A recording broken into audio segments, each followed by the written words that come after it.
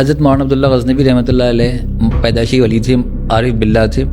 منقول ہے کہ وہ اپنے نام کے ساتھ کوئی سابقہ کوئی لاحقہ پسند نہیں فرماتے تھے۔ ایک دفعہ کسی نے ان کو مولوی جی کہہ کے مخاطب کیا تو انہوں نے کہا کہ بھائی یہ تو بڑے لوگ ہوتے ہیں، میں تو سیدھا سادہ عبداللہ ہوں۔ میاں صاحب رحمہ اللہ کا وہ جملہ یاد آ گیا جو انہوں نے فرمایا تھا کہ حدیث تو یہ مجھ سے پڑھ کے گیا لیکن نماز مجھے سکھا گیا۔ ایک دفعہ یہ نماز پڑھا رہے تھے تو زوردار بارش ہو گئی، سارے مقتدی چلے بھی گئے نماز چھوڑ کے۔ جب انہوں نے نماز ختم کی، اپنے ہاتھ دعا کے لیے اٹھائے تو انہوں نے دیکھا کہ ہاتھ گیلے ہیں اور میلے ہو رہے ہیں، تو پتہ چلا کہ ان کو پتہ ہی نہیں چلا کہ بارش ہو گئی۔ مولانا عبداللہ غزنوی رحمہ اللہ کے امرتسر قیام کے حوالے سے بھی ہم چاہیں گے کچھ معلومات ہمیں۔ اور امرتسر جو ہمارے خوابوں کی سرزمین ہے، جس سے ہم آج جدا ہیں، بلکہ یوں ہی کہنا چاہیے کہ امرتسر ہمارے برے پنجاب کے اہل حدیثوں کے لیے اندرس والی بات ہی ہے۔ وہاں پہنچنے کے بعد انہوں نے لوگوں سے پوچھا کہ بھئی یہاں میاں صاحب کون ہیں جن سے ہم پڑھنے کے لیے آئے ہیں، وہ مل جائے تو ہمیں سعادت ہو ان سے ملاقات کی۔ تو بتایا گیا کہ بھئی جو آدمی آپ کا سامان اٹھا کے لا رہے تھے وہی میاں صاحب تھے۔ تو یہ لوگ بڑے شرمندہ ہوئے اور ان کو پتہ چلا کہ یہ آپ کا سامان پہنچا چکے ہیں، اب وہ آپ کے لیے کھانے کے بند کہنے کے لیے گئے ہیں۔ جب اللہ اکبر کہتے ہیں، یا مجھے نہیں یاد کہ کس نے ان کے بارے میں کہا، تو علامہ شبلی نعمانی نے یہ بات کہی کہ اللہ اکبر جو کہتے ہیں اس کی الگ ہی تاثیر ہوتی ہے۔ علامہ اقبال نے ایک خط میں لکھا ہے کہ مولانا عبداللہ غزنوی درس حدیث دے رہے تھے کہ ان کو اپنے بیٹے کے قتل کیے جانے کی خبر ملی۔ کچھ دیر رکے اور پھر انہوں نے دوبارہ درس حدیث شروع کر دیا اور کہا کہ ہم اس کی رضا پہ راضی ہیں۔ السلام علیکم ورحمۃ اللہ وبرکاتہ۔ الحمدللہ آج سے پہلے شخصیات کے حوالے سے ہمارے کچھ پروگرام ہوئے تھے جس کو ہمارے ناظرین نے بڑی محبت سے سراہا، پسندیدگی کا اظہار کیا۔ قدرتی بات ہے کہ اس طرح کی پسندیدگی انسان کے اندر حوصلہ افزائی کا سبب بنتی ہے۔ ہمارے معزز مہمان جناب تنزیل صاحب آج پھر اس سرد موسم میں، جبکہ کراچی والے جو ہے ان کے لیے سردی ایک اجنبی بھی ہوتی ہے، ساتھ تک سردی اجنبی بھی ہوتی ہے اور تھوڑی سی تکلیف دہ بھی ہوتی ہے، تو اس سردی میں ہمارے پاس تشریف لائے ہیں۔ ہم ان کو خوش آمدید کہتے ہیں، ان کا شکریہ ادا کرتے ہیں۔ جناب تنزیل صدیقی صاحب، السلام علیکم ورحمۃ اللہ وبرکاتہ۔ وعلیکم شکریہ ورحمۃ اللہ۔ جو سلسلہ ہم نے شروع کیا تھا حضرت میاں صاحب کے تلامذہ کے حوالے سے، اسی سلسلے کو ہم آگے بڑھائیں گے اور انشاءاللہ تعالی یہ ارادہ ہے کہ اس سلسلے کو مزید بھی پھیلایا جائے اور آپ آئندہ آنے والے پروگراموں میں دیکھیں گے کہ مختلف شخصیات کے اوپر بھی گفتگو جاری رہے گی۔ تو آج جس شخصیت کے اوپر ہم بات کرنا چاہ رہے ہیں وہ میاں صاحب رحمہ اللہ کے ایک بڑے معروف شاگرد اور بڑے نامور شاگرد جو اپنا ایک بڑا خاص مقام رکھتے ہیں، وہ مولانا عبداللہ غزنوی رحمہ اللہ ہیں، جن کا ایک بڑا نام ہے اور پھر ان کی پھر نسل سے بڑے بڑے علماء پیدا ہوئے اور یوں جو خاندان غزنویہ کے نام سے مشہور ہوا۔ تو تنزیل صاحب آپ کا بہت شکریہ، آپ تشریف لائے اور آج ہم عبداللہ غزنوی صاحب رحمہ اللہ کے حوالے سے بات کریں گے۔ تو ہم سب سے پہلے یہ ان کا ہندوستان میں، تب تو ہندوستان تھا، برصغیر ہندوستان تھا، ان کی آمد کا سلسلہ، ان کی آمد کے جو واقعات ہیں وہ بڑے دلچسپ ہیں اور اپنے اندر خاص طرح کی ایک معنویت بھی ہے ان کے اندر اور خاص طرح کی کشش رکھتے ہیں۔ جو ایسے حریت فکر رکھنے والے دماغ ہیں وہ ان واقعات کو پڑھتے ہیں تو وہ ایک نیا جذبہ ان کے اندر آتا ہے کہ جس طرح افغانستان کے رہنے والے تھے۔ غزنی جو شہر ہے، مشہور شہر غزنی، جس میں جہاں کے محمود غزنوی ہوئے اور اس سبب وہ محمود غزنوی کے سبب وہ غزنی مشہور ہوا، تو مولانا عبداللہ غزنوی رحمہ اللہ بھی وہیں کے تھے اور وہاں سے ان کو نکالا گیا۔ یہ نہیں کہ حصول علم کے لیے وہ خود یہاں سے چلے آئے، پہلے ان کو وہاں سے نکالا گیا اور یوں ایک سنت نبوی بھی تازہ ہوئی ہجرت کی شکل میں۔ تو میں یہ چاہوں گا کہ وہ جو مشہور واقعہ ان کے وہاں سے نکالنے کا، وہ آپ پہلے قارئین کے سامنے رکھیں، ناظرین کے سامنے رکھیں، تاکہ ہمارے دوستوں کو پتہ چلے کہ یہ شہادت گہے الفت میں قدم رکھنے والی بات آسان نہیں ہوتا، مشکل ہوتا ہے۔ تو وہ کس طرح، کیا سبب بنا تھا کہ ان کو وہاں سے نکلنا پڑا اپنے علاقے سے؟ اچھا، پہلے تو میں ایک بات عرض کروں گا کہ حضرت مولانا عبداللہ غزنوی رحمۃ اللہ علیہ پیدائشی ولی تھے، عارف باللہ تھے۔ منقول ہے کہ وہ اپنے نام کے ساتھ کوئی سابقہ کوئی لاحقہ پسند نہیں فرماتے تھے۔ ایک دفعہ کسی نے ان کو مولوی جی کہہ کے مخاطب کیا تو انہوں نے کہا کہ بھائی یہ تو بڑے لوگ ہوتے ہیں، میں تو سیدھا سادہ عبداللہ ہوں۔ لیکن میرے لیے ناممکن ہے کہ میں ان کا نام جو ہے وہ بغیر کسی تکریمی لفظ کے لوں۔ اس گستاخی کے لیے میں ان کی روح سے معذرت چاہتا ہوں، لیکن یہ میرے لیے ممکن نہیں ہے۔ وہ بہت بلند مرتبہ شخصیت تھی۔ حضرت عبداللہ غزنوی رحمۃ اللہ علیہ جو تھے وہ 1815 1230 ہجری کے لگ بھگ غزنی میں پیدا ہوئے۔ تو یہ اس عہد کا جو غزنی تھا وہ مشرکانہ رسومات، بدعی رسوم و عوائد سے جو بھرا پڑا تھا اور قبر پرستی بہت عام تھی۔ مولانا عبداللہ غزنوی کی جو طبیعت تھی وہ فطری طور پر جو ہے نا وہ مباحثات میں تھے، تو بچپن ہی سے اس کے آثار بھی نمایاں ہونا شروع ہو گئے تھے. پھر ایک دفعہ انہوں نے روایت ہے کہ خواب میں دیکھا کہ وہ ایک کتاب صاف کر کے پڑھ رہے ہیں تو صحیح بخاری ہے. اتفاق سے دوسرے دن ان کو صحیح بخاری مل گئی، انہوں نے پڑھنا شروع کر دیا. جب پڑھنا شروع کیا تو پھر عمل کرنا شروع کر دیا. اب یہاں سے ان کے اور معاشرتی جو روابط تھے وہاں ٹکراؤ پیدا ہونا شروع ہو گیا. انہوں نے شرک اور بدعت کی جو رسوم و رواج وہاں اس وقت زمانے میں قائم تھے اس کی تردید شروع کی. زمانے طالب علمی سے ہی ان کے رجحانات واضح تھے. اس کی مخالفت سے شروع ہونا، مخالفت بھی بڑی شدت سے ہوئی. تو اس مخالفت کی وجہ سے جلاوطنی کی جو واقعات ہیں وہ 2 مرتبہ ہوئے. پہلی مرتبہ جو جلاوطنی ہوئی وہ پنجاب وغیرہ کی طرف آئے اور وہاں سے پھر واپس لوٹ کے غزنی دوبارہ گئے. پھر دوسری جو جلاوطنی ہوئی وہ بڑی شدید قسم کی تھی. ان کے بچے بھی جوان، کافی بڑے بیٹے جوان تھے اس وقت، مولانا محمد غزنوی، اور دوسرے بچے بھی ماشاءاللہ صاحب اولاد تھے. تو دوسری جو جلاوطنی ہوئی وہ پورے خاندان کے ساتھ ہوئی. ان کے ساتھ بدسلوکی کی گئی، انہیں قید میں بھی رکھا گیا، پورے خاندان کو قید میں رکھا گیا. اس قید کے بعد جو ہے اس صحبتوں کو سہنے کے بعد ان کو جلاوطن کیا گیا. اچھا جب وہ جلاوطن ہوئے تو پھر وہ آ کے امرتسر میں مستقل انہوں نے اقامت اختیار کی. یہاں سے میں تھوڑا سا پھر واپس پیچھے جاؤں گا، غزنہ میں جاؤں گا. کہ دیکھیے یہ بات جو آپ نے فرمائی کہ واقعی کہ توحید ایسا معاشرہ کہ جو شرک و بدعت والا معاشرہ ہے، جہاں پہ بدعت کا چلن عام ہے. اور سب سے بڑی بدقسمتی کی بات یہ ہے کہ نمک کی کان میں نمک والی بات ہے کہ جو لوگ بدعات کو دین سمجھ کے اس کے اوپر عمل پیرا ہوتے ہیں وہ بڑی دیانتداری سے بدعت کو اسلام سمجھ رہے ہوتے ہیں. اب وہاں پہ جب صحیح اسلام کی بات کی جائے گی وہ اجنبی محسوس ہوتی ہے. یعنی کیسی ستم والی بات ہے کہ بدعات کو دین سمجھا جا رہا ہے اور کوئی بندہ اٹھ کے کہتا ہے یار یہ بدعات ہے، توحید کی بات یہ ہے، تو توحید اجنبی وہاں پہ ہو جاتی. توحید کی اجنبیت میں یہ بہت بڑا عجیب سا ہو جاتا ہے. تو میں یہ چاہوں گا یہ ہمیں بتائیں کہ جو پہلی جلا وطنی ہوئی، پھر دوسری جلا وطنی ہوئی جس میں ان کی اولاد بھی جوان تھی، جن کو ان کے بیٹے ماشاءاللہ محمد تھے، پھر عبداللہ تھے، پھر شیخ عبدالجبار غزنوی رحمہ اللہ. یہ سارا ایک بڑا خاندان تھا. تو یہ اسباب کیا ہوا اس کا، کیوں ان کو نکالا گیا وہاں سے؟ اس کی واحد وجہ یہ تھی جو کہ جیسا کہ میں نے یہ تو آپ نے اجمالاً بتائی نا، لیکن کوئی ایسا کچھ واقعات ان کے اس طرح کے جس طرح رفع یدین اور رفع سبابہ کے حوالے سے معروف ہے کہ انہوں نے جب یہ دونوں عمل کیے سنت کے مطابق، تو ظاہر سی بات ہے وہاں پہ رہنمائی کرنے والا تو کوئی موجود نہیں تھا غزنی میں. تو انہوں نے وہی والی بات ہے، خواب میں دیکھا بخاری پڑھ رہے ہیں اور پھر بخاری پڑھنا شروع کی تو سارے یوں سمجھ لیجئے کہ مطلع صاف ہو گیا. وہ بدعت اور شرک و بدعت کے جو جہالتیں ہیں وہ سارا چھٹ گئیں، اور جب سارا آسمان صاف ہوا تو پتہ چلا دین تو یہ ہے. اب جب اس دین پہ انہوں نے عمل کیا تو صعوبتیں آئیں، مصیبتوں کا سامنا کرنا پڑا، حتیٰ کہ وطن سے نکلنا پڑ گیا. تو اس حوالے سے ایک واقعہ مشہور ہے کہ وہ انہوں نے رفع سبابہ سے عمل شروع کیا، رفع یدین پہ شروع کیا. تو یہ ظاہری جو ایک عمل ہے عقیدے سے پیچھے، تو اس حوالے سے بھی ہم چاہتے ہیں کہ اب قارئین کو اچھا ان کی جو دعوت تھی نا وہ ظاہر توحید کی فطری دعوت تھی، تو اس کے بھی ابلاغ ہونا شروع ہو گیا. غزنی پہ اس کے اثرات بھی پڑنے لگے اور متعلقین بھی بڑھنے لگے. یہ چیز بھی اہل بدعتی علماء کو پسند نہیں آ سکتی تھی، نہ آئی. اس کے بھی بڑے اسباب عامل ہے. پھر مناظرے کی مجلس بھی جمی باقاعدہ کہ اکبر خدا کا نام لیتا ہے اس زمانے میں. تو مناظرے کی مجلس بھی جمی، اس میں بھی وہ جواب دینے سے قاصر ہے مولانا عبداللہ کو. تو یہ ساری وجوہات بنی اور تنگ آ کر کے زیچ آ کر انہوں نے فیصلہ کیا کہ ان کو نکالی دیا جائے. اچھا اس میں وہاں کے اس دور کے جو علماء تھے وہاں پہ جو جن کی کاروباری دکانداریاں ساری بدعت پہ چل رہی تھیں، یہ بھی ہے کہ انہوں نے جب اس وقت کا جو بادشاہ تھا افغانستان کا اس کے بھی بہت کان بھرے تھے، اس کو بہت زیادہ ان کے خلاف، جس طرح امام ابن تیمیہ رحمہ اللہ کے خلاف فتوے جاری کیے گئے اور سارا کچھ کیا گیا.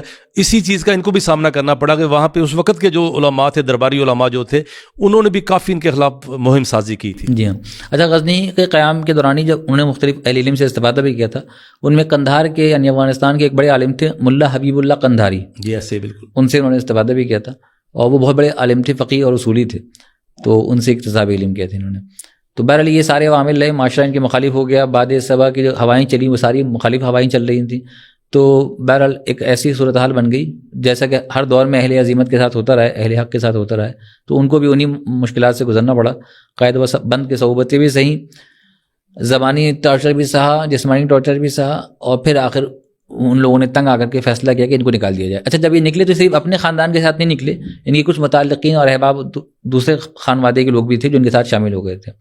بعد میں ان میں بھی کافی بڑے بڑے علماء پیدا ہوئے، جیسے مولانا عبدالتواب غزنوی علی گڑھی کا نام سنا ہوگا آپ نے. جی جی بالکل. اور یہ اتفاق کی بات ہے کہ لاہور میں ہی آ کے ان کی وفات ہوئی تھی اور پاکستان قیام ہے پاکستان کے بعد. اسی طرح ایک بزرگ تھے صوفی عبدالحق غزنوی، جنہوں نے مرزا غلام احمد قادیانی سے مباہلہ کیا تھا. وہ بھی ان کے متعلقین اور عقیدت مند خاندان سے تعلق رکھتے تھے. وہ بھی ان کے ساتھ ہی، ان کے خاندان بھی ان کے ساتھ ہی ہجرت کر کے آیا تھا. تو کہنے کا مقصد یہ کہ مولانا کی دعوت جو ہے وہاں پھیلنا شروع ہو گئی تھی، اور یہ آپ سمجھ سکتے ہیں کہ یہ ہمیشہ ہر دور میں جو ہے باطل علماء کے لیے ایک بڑے خطرے کے باعث رہی ہے، تو اس لیے بہتر یہ سمجھا گیا کہ ان کو یہاں سے نکال دیا جائے۔ تو بہرحال یہ پھر چراغ وہاں سے اٹھا اور تقدیر جیسے امرتسر میں روشن کرنے کا سبب بن گئی۔ یہ دیکھیں وہاں سے ان کو نکالا گیا، اور ان کو نکالنے والوں کو علم نہیں ہوئے گا کہ یہاں سے نکالنے کے بعد ان کی دعوت کہاں کہاں تک پھیل جائے گی، اور اس کے بعد یہ سلسلہ ماشاءاللہ یہ خاندان ایک مشہور خاندان ہوا، اور اس کے اثرات جو ہیں پنجاب بھر میں بلکہ ہندوستان بھر میں اس کے اثرات سے ایک زمانہ فیضیاب ہوا۔ جی تو امرتسر میں ان کا جو قیام ہوا، یہ انہوں نے جب غزنی سے نکلے ہیں اور پنجاب سے ہوتے ہوئے آخر انہوں نے امرتسر میں آ کے قیام کیا، اور امرتسر جو ہمارے خوابوں کی سرزمین ہے، جو جس سے ہم آج جدا ہیں، بلکہ یوں ہی کہنا چاہیے امرتسر ہمارے پنجاب کے اہل حدیثوں کے لیے اندلس والی بات ہی ہے جی ہاں، کہ جس طرح اندلس سے ہم جدا ہیں قوم پورے مسلمان، اس طرح امرتسر ہمارے لیے خواب بن گیا، وغیرہ امرتسر ہمارا بہت بڑا مرکز تھا۔ تو یہ دیکھیں کیسی بات ہے کہ انہوں نے بھی امرتسر میں آ کے قیام کیا، اور امرتسر سے ہی ان کی دعوت کا سلسلہ پھیلا، مولانا عبدالجبار غزنوی تک امرتسر میں یہ قیام پذیر ہوئے، اس کے بعد ہندوستان کی تقسیم اور پاکستان کا قیام ہوا، تو پھر یہ سارا خاندان لاہور میں اٹھایا۔ تو مولانا عبداللہ غزنوی رحمہ اللہ کے امرتسر قیام کے حوالے سے بھی ہم چاہیں گے کچھ معلومات ہمیں دیں۔ اس میں ایسا تھا کہ ایک تو جب وہ پنجاب میں داخل ہوئے تھے تو پنجابی میں ان کے روابط مولانا غلام رسول قلوی سے بھی بن گئے، قلعہ میاں سنگھ والے، قلعہ میاں سنگھ والے جو گجرانوالہ ضلع میں وہ ان کے بڑے دوست تھے، دوست بھی تھے، شاگرد بھی تھے، شاگرد بھی تھے، اور شاگردی کا ہی رشتہ انہوں نے اختیار کیا، تو رفاقت ان کی بڑی شدید رہی ان کے ساتھ، تو وہ بھی ان کے ساتھ رفیق رہے، اور اکتساب علم کے مرحلوں میں وہ بھی ان کے ساتھ شامل ہو گئے۔ اچھا، یہ لوگ امرتسر سے ہوتے ہوئے پھر حضرت میاں نذیر حسین محدث دہلوی کے پاس آئے۔ یہاں پہ رک کے ایک بات کرنا چاہوں گا کہ بعض روایات ایسی ہیں کہ جس میں یہ کہا جاتا ہے کہ حضرت میاں صاحب رحمہ اللہ کے پاس جب میاں نذیر حسین محدث دہلوی رحمہ اللہ کے پاس جب یہ امرتسر سے گئے ہیں تو اس میں 3 بزرگ شامل تھے، تو اس والے سے آپ کیا سمجھتے ہیں وہ بات درست ہے کہ مولانا محمد لکھوی رحمہ اللہ بھی اس قافلے کا حصہ تھے جس میں مولانا غلام رسول اور صوفی عبداللہ صاحب، مولانا عبداللہ صاحب جب گئے ہیں؟ اچھا، یہ روایت ہے مولانا محی الدین احمد قصوری کی، جی مولانا محی اور انہوں نے اس کو اپنی خاندانی روایت کا بیان کیا ہے، تو میں سمجھتا ہوں کہ روایت ممکن ہو، اس میں کوئی شبے کی بات نہیں ہو سکتی، لیکن اس میں مولانا حافظ محمد لکھوی کی جو شراکت ہے نا اس پہ ہمیں شبہ ہے، اور ڈاکٹر بہاؤدین صاحب ہیں انہوں نے بھی اس پہ اپنے تحفظات کا اظہار کیا ہے، کیونکہ اس روایت میں معاملہ ایسا ہے کہ مولانا حافظ محمد لکھوی جو تھے وہ 1857 سے قبل ہی ایک معروف عالم کی حیثیت سے دہلی میں مقیم تھے۔ اچھا، 1857 سے قبل کا دہلی اتنا بڑا نہیں تھا کہ مسلمان ایک دوسرے کو جانتے نہ ہو، اور وہ بھی معروف عالم دین صاحب کتاب۔ جی، تو مولانا محمد لکھوی جو ہیں وہ باقاعدہ ان کا سنن ابی داؤد پہ حاشیہ تھا جو 1856 میں چھپا تھا 1272 ہجری میں، تو وہ ایک معروف شخصیت تھے، دہلی میں مقیم رہے تھے کافی عرصہ تک، تو میں سمجھتا ہوں کہ حافظ محمد لکھوی جو ہیں 1857 سے قبل ہی کچھ نہ کچھ میاں صاحب سے شناسائی اور رشتہ تلمذ رکھتے ہوں گے، یہ ممکن نہیں ہے کہ وہ شناسہ نہ ہو۔ اور اس یہ جو روایت ہے نا جو مولانا محی الدین قصوری نے بیان کی ہے، چلیں یہ روایت بھی بڑی دلچسپ ہے، میں اس کو دہرا دیتا ہوں کہ انہوں نے ذکر کیا ہے کہ 3 دوست تھے جو حدیث پڑھنے کی غرض سے دہلی کی طرف عازم میں سفر ہوئے، تو اس میں مولانا عبداللہ غزنوی، مولانا حافظ محمد لکھوی اور مولانا غلام رسول تھے۔ جب یہ تینوں اسٹیشن میں پہنچے تو وہاں انہوں نے سوچا کہ کوئی سامان اٹھانے والا مل جائے، تو ایک بزرگ کو دیکھا وہ سامان لے رہے تھے، انہوں نے اپنا سامان پکڑوا دیا ان کو اور بتایا کہ بھائی فلاں جگہ لے چلو۔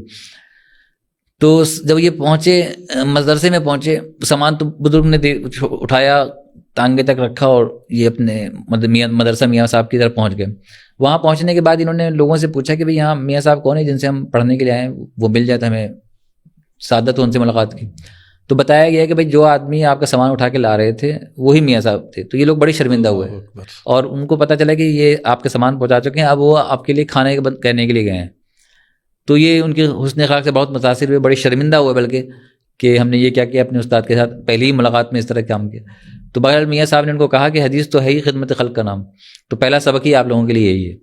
تو خیر ایک واقعہ ان کا ذکر کیا گیا۔ تو اس میں یہی عرض کروں گا کہ مولانا عبداللہ غزنوی کی جو اولین سوانح حیات ہے، جو مولانا عبدالجبار غزنوی اور مولانا غلام رسول کی مشترکہ کاوش ہے، وہ مطبوعہ ہے، اس میں بھی ان کا نام نہیں آتا حافظ محمد لکھوی کا، اور اس میں سفر کی تفصیل بھی موجود ہے۔ اسی طرح مولانا غلام رسول کی بھی شریک سفر کے طور پہ بھی نام نہیں آتا ان کا، نہیں آتا اس میں۔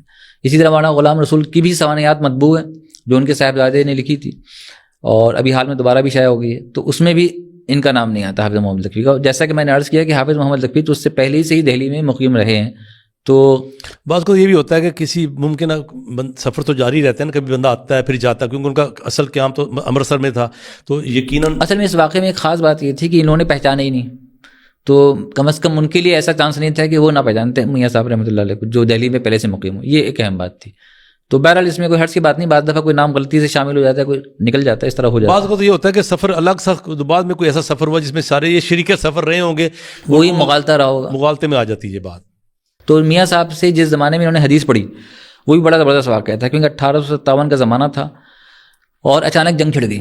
جنگ چھڑنے کا نتیجہ یہ رہا کہ خود حضرت عبداللہ غزنوی فرماتے ہیں کہ ہم لوگ مسجد کے وضو خانے میں وضو کر رہے ہوتے تھے, بم کے گولے جو ہیں مسجد میں آگے گرا کرتے تھے, اور ان کے دل میں کوئی اضطراب پیدا نہیں ہوتا تھا, کوئی پریشانی نہیں ہوتی تھی. اسی حالت میں وضو چلتا رہتا, اسی حالت میں نماز پڑھتے تھے پرسکون ہو کر کے. تو لیکن بہرحال اس جنگ کی کیفیت کا ایک نتیجہ یہ نکلا کہ ان کو دہلی چھوڑنا پڑ گیا. تو دہلی صحیح بخاری مکمل پڑھ بھی نہیں سکے تھے, کچھ معمولی حصہ رہ گیا تھا, تھوڑا سا حصہ. تو یہ دہلی چھوڑ کر کے امرتسر کی آپ طرف. اس بات سے مجھے میاں صاحب رحمہ اللہ کا وہ جملہ یاد آ گیا جو انہوں نے فرمایا تھا کہ حدیث تو یہ مجھ سے پڑھ کے گیا لیکن نماز مجھے سکھا گیا. میں یہ چاہوں گا وہ جملہ آپ ذرا اپنے رنگ میں سنائیں ہمیں, وہ واقعہ کیا پیش آیا تھا جو میاں صاحب نے یہ جملہ بولا تھا. اصل میں مولانا عبداللہ غزنوی کی جو نماز ہوتی تھی وہ بڑی عارفانہ قسم کی نماز ہوتی تھی. جیسے الجسر یرسل الحبیب الی الحبیب کا تقاضا ہوتا تھا کہ ایک محبوب دوسرے محبوب سے ملاقات کر رہا ہو. تو ان کی نماز کی یہ کیفیت تھی. ایک مشہور واقعہ بڑا دلچسپ قسم کا کہ ایک دفعہ یہ نماز پڑھا رہے تھے تو زوردار بارش ہو گئی, سارے مقتدی چلے بھی گئے نماز چھوڑ کے. جب انہوں نے نماز ختم کی, اپنے ہاتھ دعا کے لیے اٹھائے تو انہوں نے دیکھا کہ ہاتھ گیلے ہیں اور میلے ہو رہے ہیں. تو پتہ چلا کہ ان کو پتہ ہی نہیں چلا کہ بارش ہو گئی تھی. یعنی نماز کی محویت کی ایسی کیفیت ان میں تھی. تو اسی پر حضرت میاں صاحب فرمایا کرتے تھے مولانا کی کیفیت نماز دیکھتے ہوئے کہ یہ شخص حدیث تو مجھ سے پڑھ گیا لیکن نماز پڑھنی مجھے سکھا گیا. اللہ اکبر. اور یہ روایت جو ہے مولانا عبدالوہاب دہلوی نے بھی اپنی کتاب میں نقل کی ہے اور مولانا عبدالواحد غزنوی نے بھی بیان کیا. تو یہ ایک مشہور علمی حلقوں میں یہ مشہور جملہ ہے. تو واقعتاً مولانا کی نماز کی کیفیات بھی ایسی ہی ہوا کرتی تھی. تو میاں صاحب کے پاس وہ 1857 سے نکلے, اور ایک روایت کے مطابق مولانا غلام العلی قصوری ان کی دعوت پر انہوں نے امرتسر میں مستقل قیام اختیار کیا. ان سے ان کا بڑا گہرا تعلق تھا. ان سے ان کا بڑا گہرا تعلق تھا. مولانا غلام علی قصوری ان کے شاگرد نہیں تھے, معاصرت تھی کسی درجے میں, اور معاصرت تو تھی بہرحال. تو ان کے ساتھ انہوں نے پڑھا. اچھا, اس میں ایک اور بڑی دلچسپ بات ہے کہ امرتسر میں ان کی آمد کے بعد امرتسر ایک روحانی مرکز بن گیا مولانا کے فیض علم سے. اچھا, مولانا کیونکہ بیعت بھی لیا کرتے تھے آپ کے علم میں مولانا عبداللہ غزنوی, اس پر مولانا غلام العلی قصوری جو ہیں ان پر بڑے تحفظات تھے. انہوں نے اس مسئلے پر ایک کتاب بھی لکھ ڈالی. اس کا جواب مولانا عبدالجبار غزنوی نے دیا, اچھا علمی جواب دیا, لیکن اس میں کچھ الفاظ بڑے سخت تھے. تو مولانا عبداللہ غزنوی کو یہ بات پسند نہیں آئی تھی, وہ اپنے بیٹے سے ناراض بھی ہوئے کہ بھائی ایسی سختی نہیں ہونی چاہیے تھی. پھر امرتسر میں ایک صاحب ہوتے تھے, ان کا بھی بڑا دلچسپ قصہ. تو انہوں نے فیصلہ کیا کہ ان بزرگوں کا آپس میں ملایا جائے, کسی ایک دعوت کا اہتمام کر لیا. تو اس میں مولانا غلام علی قصوری بھی تھے, مولانا عبداللہ غزنوی بھی تھے. غزنویوں کی طرف سے ظاہر ہے سب سے بڑی شخصیت یہی تھے. تو مولانا غلام علی قصوری نے کہا کہ میں آپ سے کچھ سوالات کرنا چاہتا ہوں. تو مولانا عبداللہ غزنوی نے کہا کہ ٹھیک ہے, نیت بخیر ہو تو سوال کر ڈالیے. یہ سننا تھا کہ انہوں نے سوال ہوا ہی نہیں اور مجلس ویسے ہی ختم ہو گئی, اور دل میں کوئی کدورت بھی نہیں تھی بہرحال تو ان دونوں بزرگوں کے. تو یہ بڑے بڑے بزرگ لوگ تھے, اور ان کی علمی اخلاقیات سے جو ہے نا وہ آج ہمارے لیے بہت اسباق ہے کہ ایک مسئلہ تھا وہ نپٹ گیا اور اس پہ بات کرنے کی ضرورت بھی نہیں. یعنی بات کو فضول کھینچنے کی ضرورت نہیں ہوتی, علمی ذاتیات پہ نہیں اترتے تھے. اور دوسری بات یہ ہے کہ علمی مسائل میں اگر اختلاف ہو جاتا ہے اس کو انا کا مسئلہ نہیں بناتے تھے. بدقسمتی سے ہمارا ماحول, ہمارا معاشرہ سارا کچھ بدل کے رہ گیا کہ اگر کسی علمی معاملے میں اختلاف ہو جاتا ہے تو معاشرتی تعلقات منقطع کر لیے جاتے ہیں, ایک دوسرے سے ملنا جلنا چھوڑ دیا جاتا ہے, اور وہ خوبیاں خامیاں سب بلا دی جاتی ہیں. اچھا, مولانا عبداللہ غزنوی رحمہ اللہ جو ہیں, ان کی شخصیت اور پھر کسی حد تک ان کے خاندان کے حوالے سے بھی ایک خاص وصف, جس کو ان کا امتیازی وصف کہہ لیجئے, کہ ان کی روحانیت کا جو پہلو ہے, جس کو عموماً لوگ ان تصوف سے تعبیر کرتے ہیں, جبکہ ہمارا موقف تھوڑا سا اس حوالے سے فرق ہے. ہم سمجھتے ہیں کہ یہ روحانیت اور روحانیت کی وارداتیں کہہ لیجئے, یہ ہر بندہ مومن کا وصف ہونا چاہیے. جی, اور جو بندہ اللہ کے زیادہ نزدیک ہوگا اس میں یہ وصف زیادہ مضبوط ہوگا. اور ہم اس کو تصوف سے معلوم نہیں کرتے.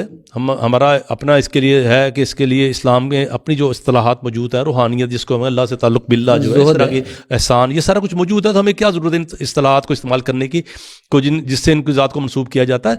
وہ اللہ والے تھے, ان کا اللہ سے گہرا تعلق تھا. اور انسانوں کے اندر یہ ہوتا ہے کہ کسی کا کمزور تعلق ہوتا ہے, کوئی بعض لوگوں کا تعلق بڑا مضبوط ہوتا ہے. وہ ابتلا میں بھی, مصائب میں بھی اس طرح ثابت قدم بعض لوگ نہیں رہ پاتے، بعض لوگ رہ پاتے ہیں. اس طرح استغراق ہے جو عبادت کے اندر محویت ہے. ہمارے جیسے کمزور لوگ جو ہوتے ہیں انہوں نے اپنے جو نمازوں میں سارے کاروبار کا حساب بھی کرنا ہوتا ہے. اور وہ بلکہ یہاں پہ ایک لطیفہ یاد آ گیا کہ ایک مسجد تھی گاؤں کی، تو اس میں امام صاحب چھوڑ کے چلے گئے. اب وہ نیا امام جب منتخب کیا گیا تو مسجد کے جو چودھری صاحب تھے جو مسجد چلاتے تھے، تو ان کو کہا جی، انہوں نے نماز پڑھائی تو انہوں نے کہا جی ہاں جی آپ کیا فرماتے ہیں چودھری صاحب اس مسجد امام صاحب کے بارے میں، پاس نے کہ فیل نے؟ انہوں نے کہا یار ہے بندہ پاس نہیں ہے گا، فیل ہے. انہوں نے کہا جی کیوں؟ انہوں نے کہا جب پہلا امام سی نا وہ اینا ٹائم نماز پڑھاتا سی، میرا سارا حساب ہو جاتا سی دکاندار. تو یہ جو نا میرا حساب مکمل نہیں ہوا، اس لیے سلام پھیر دی. تو مطلب ہر بندے کا تعلق ہوتا ہے استغراق کا، نماز میں محویت کا.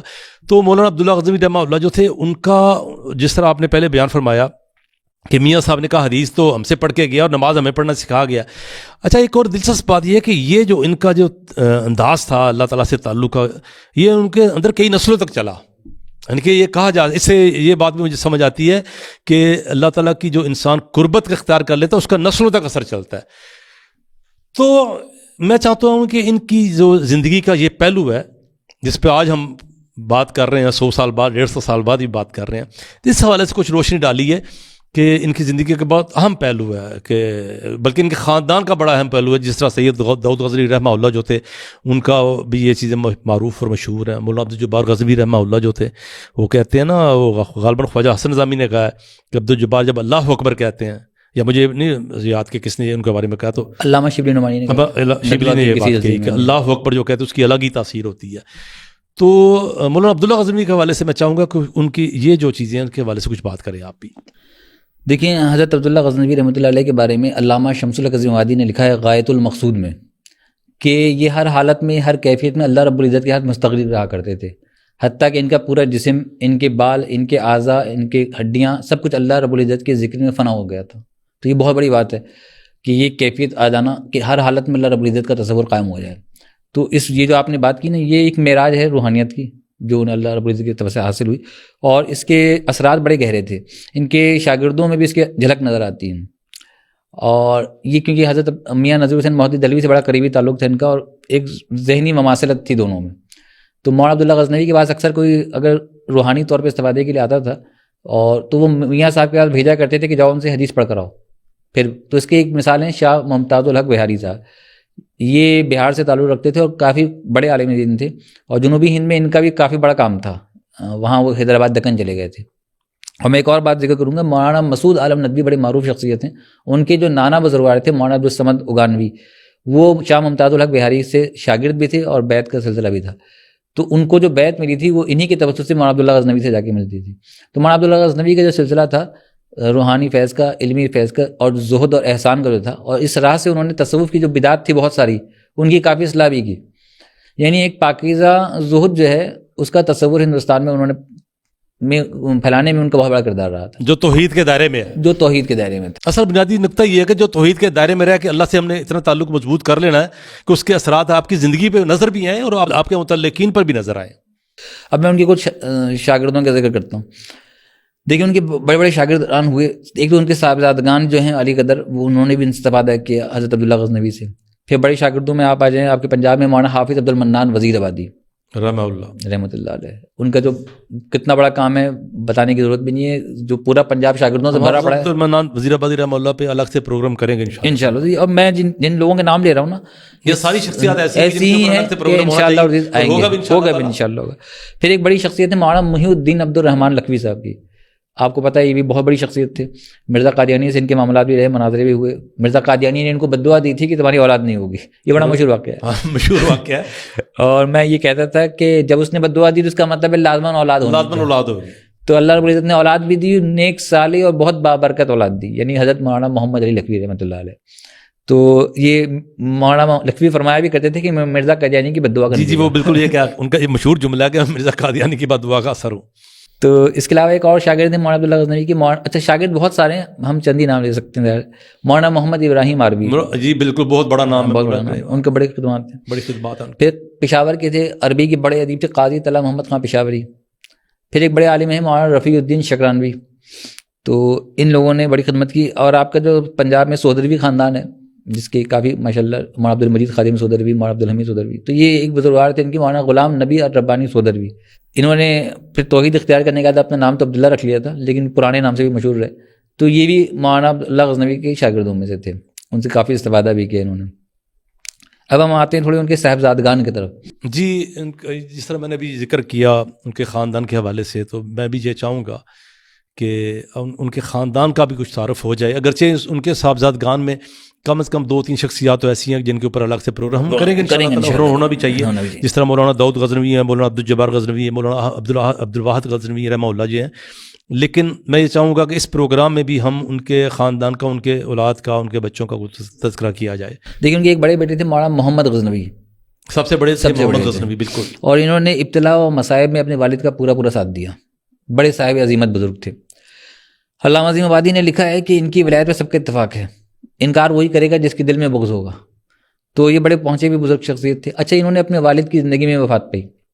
علامہ اقبال نے ایک خط میں لکھا ہے کہ مولانا عبداللہ غزنوی درس حدیث دے رہے تھے کہ ان کو اپنے بیٹے کے قتل کیے جانے کی خبر ملی. کچھ دیر رکے اور پھر انہوں نے دوبارہ درس حدیث شروع کر دیا اور کہا کہ ہم اس کی رضا پہ راضی ہیں. تاہم علامہ اقبال سے ایک معمولی سے سہو یہ ہو گیا کہ انہوں نے لکھا ہے کہ قتل کیے جانے کی خبر، معاملہ قتل کا نہیں تھا، ویسے ہی وفات کا تھا. تو یوں کہہ لیجیے کہ وفات کی خبر ملی، درس حدیث پڑھا رہے تھے، اس کا انہماک انہوں نے توڑا نہیں. یہ بھی بڑی عظیمت کی بات ہے، اور کس قدر صابر ہو سکتے ہیں یہ اندازہ لگایا جا سکتا ہے. اچھا، اب ان کے دوسرے بیٹے جو بڑے معروف ہوئے ہیں مولانا عبداللہ غزنوی، ان کے حوالے سے یہ مولانا عبداللہ غزنوی کے بعد ان کے جانشین بھی بنے تھے، کہ یہ بڑے بیٹے تھے باقی رہ جانے والوں میں. اچھا، ان کا نام کیونکہ خود عبداللہ والد کا بھی نام تھا، بیٹے کا بھی نام تھا، تو اکثر تذکرہ نگاروں کو اس میں گڑبڑ ہو جاتی ہے، اور بعض لوگ جو ہے نا ان کا ذکر گولی کر جاتے ہیں، یا ان کی جو واقعات ہوتے ہیں وہ بھی مولانا عبداللہ اشتباہ کی وجہ سے آگے نکل جاتے ہیں، کی وجہ سے ہو جاتا ہے. پھر ان کے تیسرے بڑے بیٹے ہیں مولانا عبدالجبار غزنوی، جو خود ماشاءاللہ بہت صاحب عظیمت بزرگ گزرے ہیں، اور ان کی بڑی خدمات بھی ہیں. انشاءاللہ ظاہر وہ تو اتنی بڑی شخصیت ہے کہ ان پر ایک مستقلی پروگرام ہوگا. پھر ایک بڑی شخصیت ہے مولانا عبد الواحد غزنوی رحمۃ اللہ علیہ کی، تو وہ ان پہ بھی انشاءاللہ ہمارا ایک پروگرام ہوگا. اچھا، ایک بڑی اہم بات یہ ہے کہ ان کے خاندان کے 3 پشتے جو ہیں میاں ندوی حسین دہلوی کی شاگرد بھی ہیں. یہ بہت بڑی بات ہے، اور لگاتار باپ بیٹا پوتا. اچھا، مولانا عبداللہ غزنوی، یہاں پہ میں چاہتا ہوں ذکر ہو جائے باپ عبداللہ غزنوی رحمہ اللہ، مولانا محمد غزنوی، مولانا محمد غزنوی رحمہ اللہ، کے بیٹے عبدالاول غزنوی، پھر ان کے بیٹے عبدالاول غزنوی. یہ تینوں باپ بیٹا پوتا یہ میاں صاحب کے شاگردوں میں سے ہیں. تو پھر ان کے احفاد میں ہم آتے ہیں تو مولانا داؤد غزنوی ایک بہت بڑا نام ہے بر صغیر کی سیاسی، اسلامی، مذہبی، سماجی تاریخ میں ان کا ایک بہت بڑا کردار ہے. بالکل، خود پاکستان میں ان کا جو مسلک حدیث کے حوالے سے خدمات ہیں وہ بہت عظیم الشان ہے. اچھا، وہ اتنی بڑی شخصیت ہیں کہ ان پر ایک پورا مستقل پروگرام ہی ہوگا ہمارا انشاءاللہ. پھر ایک بڑی شخصیت ہے مولانا اسماعیل غزنوی کی، یہ سلطان ابن سعود کے پولیٹیکل سیکریٹری بھی تھے، اور ان کی بڑی خدمات ہیں سیاسی لحاظ سے بھی. سعودی مملکت کے جب ابتدائی دن تھے تو یہ ان کی مشاورت جو تھی یہ کافی زیادہ مطلب ان کو حاصل تھی، اور بڑا گہرا تعلق تھا ان کا شاہ عبدالعزیز کے ساتھ. اچھا، ان کے خاندان میں ان کے احفاد نے 2 دینی خدمات انجام دی، وہ کئی جہتوں میں آگے بڑھ گئی ہیں. ایک تو بڑی ہے خود زہد اور تصوف کے اعتبار سے، تصوف کہنے کے بجائے احسان و سلوک کہہ لیجیے، اور تصوف کے جو بدعی اثرات تھے اس کے رد میں. تو مولانا عبدالجبار غزنوی، مولانا عبدالواحد غزنوی رحمۃ اللہ علیہ، ان سبوں نے اس نظام کو چلایا، اس سلسلے کو چلایا. اور آخر میں ہمارے پاس ایک بڑی شخصیت بچے پروفیسر ابوبکر غزنوی رحمہ اللہ. ان کا بھی آپ کو پتہ ہے مزاج جو تھا وہ اسی قسم کا تھا، زاہدانہ تھا. اس کے بعد ہم دیکھتے ہیں کہ انہوں کے یہاں تدریسی سلسلہ چلتا رہا، اور مدرسہ مرسل میں بھی قائم تھا تقویۃ الاسلام، وہاں تدریسی سلسلہ جاری رہا. اس کے بعد ماشاءاللہ لاہور میں بھی مدرسہ تقسیم کے بعد قائم ہوا، اور تدریسی سلسلہ جی تقویۃ الاسلام کے نام سے مدرسہ ان کا وہاں امرتسر میں قائم تھا. اور پھر جب تقسیم ہوئی، پاکستان بن گیا، ہندوستان تقسیم ہو گیا، تو یہاں پہ شیش محل روڈ ہے، تو یہاں پہ ان کا تقویۃ الاسلام مدرسہ قائم ہے، ابھی بھی چل رہا ہے الحمدللہ. اور وہ اس کے بالکل وہی جگہ ہے جہاں پہ اس کی جو باہر دکانیں ہیں، اس میں معروف مکتبہ مولانا طاولہ حنیف رحمہ اللہ بوجیانی کا جو معروف مکتبہ ہے، مکتبہ سلفیہ، وہ اسی مدرسے کی دکانوں میں قائم ہے. جی ہاں. اور میری اپنی بڑی بچپن کی یادیں اس مدرسے سے وابستہ ہیں کہ وہ چونکہ وہ پاکستان بننے سے پہلے کی ایک پرانی عمارت تھی، حال تھا وہ پرانا حال تھا جس میں وہ مدرسہ قائم ہوا، اور اسی متروکہ حال میں ہی وہ جو نماز جمعہ کا اہتمام ہوتا ہے، اور وہاں پہ آج کل جنید غزنوی جمعہ پڑھاتے ہیں. اور ہمارے والد مکرم جو تھے، اور تب جمعہ کی چھٹی ہوا کرتی تھی جب ہمارے والد مکرم حیات تھے، مولانا طاولہ حنیف رحمہ اللہ سے ان کا بڑا گہرا تعلق تھا. اپنے مقام پہ مولانا طاولہ حنیف رحمہ اللہ پہ جب کبھی گفتگو ہوگی اس میں یہ باتیں بھی سامنے آئیں گی. تو وہ جو ہم جمعہ پڑھنے آیا کرتے تھے، یوں سمجھ لیجیے کہ اپنے ابا کی انگلی پکڑ کے ہم آیا کرتے تھے، چھوٹے چھوٹے تھے ہمارے والد صاحب، کبھی کبھار جہاں جمعہ پڑھنے آتے تھے ہمیں ساتھ لے آیا کرتے تھے. تو جمعہ وہ جب ہم اس حال میں پڑھتے تو اس حال وہ ایک مستطیل شکل میں حال تھا. ہماری مساجد وغیرہ کا وہ مطلب چونکہ میں نے بتایا نا کہ وہ متروک عمارت تھی ہندوستان پاکستان بننے سے پہلے، تو اس کے بیرونی حصے میں احاطے میں اس کے مغربی سمت کا جو احاطہ تھا وہاں پہ باقاعدہ مندر تھا، اور وہ مندر کو ہم بڑے پراسرار طریقے سے پراسرار نگاہوں سے دیکھتے ہوتے تھے. جیسے اس کی ہمیں محسوس ہوتا بڑا پراسرار عمارت ہے، لیکن وہ وہاں مسجد کے خادم جو تھے وہاں پہ رہائش پذیر ہوتے تھے. ایک آدھ دفعہ میں اپنے بچپن میں وہاں گیا ہوں تو مجھے ایسے لگ رہا تھا جیسے یہاں سے ابھی کوئی مورتی جو ہے بول اٹھے گی. تو خیر اس کے بعد یہ ہے وہاں پہ وہ وضو کا احاطہ بھی تھا. تو جو حال ہے اس میں نماز جمعہ مطلب ہم نے بڑا پڑھا اپنے والد صاحب کے آخری دنوں میں، ہمارا بچپن تھا. پھر وہاں سے اٹھ کے بھائی مولانا طاولہ حنیف رحمہ اللہ جو میں کہا وہ بھی مکتبہ سلفیہ پہ بیٹھے ہوتے، تو بڑی یادیں وابستہ ہیں اس تقویت اسلام مدرسے سے ہماری. ماشاء اللہ. اور یقیناً اس کی بھی ایک تاریخ ہے پوری. بالکل اس کی تاریخ ہے، تقسیم ہند سے قبل کی بھی ہے اور تقسیم ہند کے بعد. بڑے بڑے علماء ہمارے پاکستان کے بڑے بڑے علماء نے وہاں سے اخذ علم کیا پڑھا وہاں پہ. جی ہاں.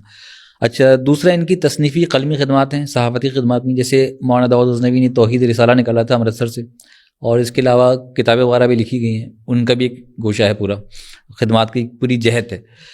پھر چوتھی جہت ان کی ہے سیاسی خدمات کی. تو اس میں مولانا سید داؤد غزنوی جو ہیں بہت بڑا نام ہے. انہوں نے تقسیم ہند سے قبل بھی تحریک پاکستان کے حوالے سے اور دوسری سیاسی خدمات کے حوالے سے بڑا اہم کردار ادا کیا. معاصر تاریخ میں وہ بڑی اہمیت رکھتے ہیں. اور مولانا اسماعیل غزنوی کا بھی شمار ہوتا ہے جنہوں نے کیا ہے. اچھا، ایک پانچویں جہت اور بھی ہے، اور وہ ہے ان کے بعض احفاد نے کتابوں کی نشر و طباع کا آغاز کیا تھا. اور میں یہ بھی عرض کروں گا کہ امرتسر سے امام ابن تیمیہ رحمۃ اللہ علیہ کی کئی اہم کتابیں تھیں جو پہلی بار طبع ہوئیں. وہ مولانا عبدالغفور غزنوی، مولانا عبدالاول غزنوی، ان بزرگوں کی کوششوں سے شائع ہوئی تھیں. تو یہ بھی ایک بڑا کام ہے، بہت بڑا کام. تو یہ 5 جہتیں ہیں جن سے ان کے اولاد نے، ان کے خاندان نے اپنی دینی خدمت کا فریضہ انجام دیا. اللہ تعالیٰ جی ہمارے یہ بزرگ ہیں. سچی بات یہ ہے کہ ہم لوگ جو آج یہاں بیٹھے ہوئے ہیں یہ ان بزرگوں کی محنتوں کا نتیجہ ہے. انہوں نے ہجرتیں برداشت کیں، اپنے وطن کو چھوڑا، اور اس کے بعد مصیبتیں مشقتیں سب برداشت کی، اجنبیت برداشت کی. ایک اجنبی دیس میں آ کے پھر وہاں کے مسائل، وہاں کے معاملات جو بھی تھے، اور اس دعوت توحید کا انہوں نے یہاں پہ پودا لگایا. تو آج وہ یہ پودا جو اتنا تناور درخت ہو چکا ہے کہ ہم الحمدللہ یہاں پہ بیٹھے ہیں، اس کے سائے تلے، اس کی چھاؤں تلے بیٹھے ہوئے ہیں اور دین کی بات کرتے ہیں الحمدللہ. اور آج یہاں پہ ایک کثیر تعداد میں اہل حق اور اہل توحید موجود الحمدللہ. اللہ تعالیٰ ان کی مغفرت فرمائے، اللہ تعالیٰ ان کی مغفرت فرمائے. اور انشاءاللہ تعالیٰ اس سلسلے میں پروگرام ہم چلتے رہیں گے انشاءاللہ تعالیٰ. خاندان غزنوی کے حوالے سے بھی گفتگو ہوگی اور دوسرے بزرگوں کے حوالے سے بھی. اس پروگرام کو ختم کرتے ہوئے ہم آپ سے اجازت چاہتے ہیں. السلام علیکم ورحمۃ اللہ وبرکاتہ.